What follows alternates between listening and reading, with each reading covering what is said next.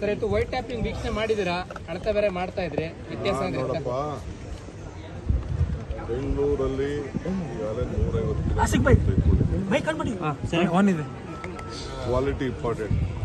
30 ವರ್ಷ ಏನು ತೊಂದರೆ ಆಗಬಾರ್ದು ಅನ್ನೋ ದೃಷ್ಟಿಯಿಂದ ಇವತ್ತು ತೆಗೆದುಕೊಂಡಿದ್ದೀವಿ. 1,500 ಕೋಟಿ ಇದಕ್ಕೆ ಇನ್ವೆಸ್ಟ್ಮೆಂಟ್ ಭಾಳ ಮಳೆ ನಿಂತಲಿ ಅಂತ ನಾವು ಸ್ವಲ್ಪ ವೆಯ್ಟ್ ಮಾಡೋದು ಅಷ್ಟೇ. ಇಲ್ಲ ಮುಗಿದೋಗೋದು. ಒಂದು ತಿಂಗಳು ಸ್ವಲ್ಪ ಆಗಿದೆ, ಲೇಟ್ ಆಗಿದೆ. ಆದರೂ ನಾವೆಲ್ಲ ಸ್ವಲ್ಪ ಕ್ವಾಲಿಟಿನ ನಾನೇ ಖುದ್ದಾಗಿ ನನಗೆ ಗೊತ್ತಿದೆ ಎಷ್ಟು ದಪ್ಪ ಇರಬೇಕು, ಯಾವ ರೀತಿ ಇರಬೇಕು ಅನ್ನೋದು ನನಗೆಲ್ಲ ಅರಿವಿದೆ. ನಾನೇ ಚೆಕ್ಕು ಕೂಡ ಮಾಡಿದ್ದೀನಿ, ಎಷ್ಟು ದಪ್ಪ ಇರಬೇಕು, ಏನಿರಬೇಕು. ಸೊ ನಮ್ಮ ಟೆಕ್ನಿಕಲ್ ಟೀಮ್ ಏನಿದೆ ಅವರು ಕೂಡ ಎಲ್ಲ ಇನ್ಸ್ಪೆಕ್ಟ್ ಮಾಡ್ತಾರೆ.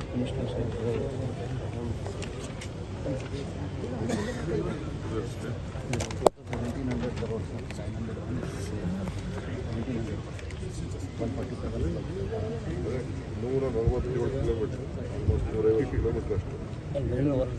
ಸೊ ಇದಕ್ಕೆ ಮೇಂಟೆನೆನ್ಸ್ ಏನು ಇರೋದಿಲ್ಲ. 30 ವರ್ಷ ಯಾವ ಕಾರಣಕ್ಕೂ ಇದಕ್ಕೆ ಸ್ಟೆಬಿಲಿಟಿ ಇದೆ ಅನ್ನೋ ದೃಷ್ಟಿಯಿಂದ ಹಿಂದೆ ಕೂಡ ಸ್ವಲ್ಪ ಆಗಿತ್ತು ವೈಟ್ ಆಗಬೇಕು, ಈಗೂ ಮಾಡಿದ್ವಿ. ಮುಂದಕ್ಕೆ 450 ಕಿಲೋಮೀಟರ್ ತಗೋಬೇಕು ಅನ್ನೋದು ಒಂದು ಪ್ಲ್ಯಾನ್ ನಮಗಿದೆ. ಅದಕ್ಕೆಲ್ಲ DPR ಎಲ್ಲ ಕ್ಯಾಬಿನೆಟ್ ಎಲ್ಲ ರೆಡಿ ಮಾಡಿದ್ದೀವಿ. ಸೊ ಅದಕ್ಕೆ ಇವತ್ತು ಎಲ್ಲ ಕ್ಷೇತ್ರದಲ್ಲೂ ಕೂಡ 150 ಕಿಲೋಮೀಟರ್ ಕೂಡ ಏನು ಇವತ್ತು ನಾವು ಕೆಲಸ ತೆಗೆದುಕೊಂಡಿದ್ದೀವಿ. ಎಲ್ಲ ಕಡೆ ಬೆಳಗ್ಗೆಯಿಂದ ಸಾಯಂಕಾಲ ಇನ್ಸ್ಪೆಕ್ಟ್ ಮಾಡೋದು. ನಿಮ್ಮ ನಿರೀಕ್ಷೆಗೆ ತಕ್ಕಂತೆ ಇದೆಯಾ ಸರ್ ವೈಟ್ ಟ್ಯಾಪಿಂಗ್? ನೀವು ಇದು ಗುಣಮಟ್ಟದ ಕಾಮಗಾರಿ ನೀವು ಚೆಕ್ ಮಾಡಿದ್ರಿ, ಟೇಪ್ ತರಿಸಿದ್ರಿ, ಅಳತೆ ನೋಡಿದ್ರಿ. ಈಗ 1,700 ಕೋಟಿ ರೂಪಾಯಿ ಬಿದ್ದಿರ್ಬೇಕಲ್ಲ ರೋಡ್ಗೆ. ನಾವೇನೀಗ ಹಾಕಿದ್ದೀವಿ 1,150 ಕಿಲೋಮೀಟರ್ಗೆ 1,700 ಕೋಟಿ ಆಗ್ತದೆ. ಅದು ಎಷ್ಟು ದಪ್ಪ ಇರಬೇಕು ಅಂತ ಸ್ಪೆಸಿಫಿಕೇಶನ್ ಇದೆ.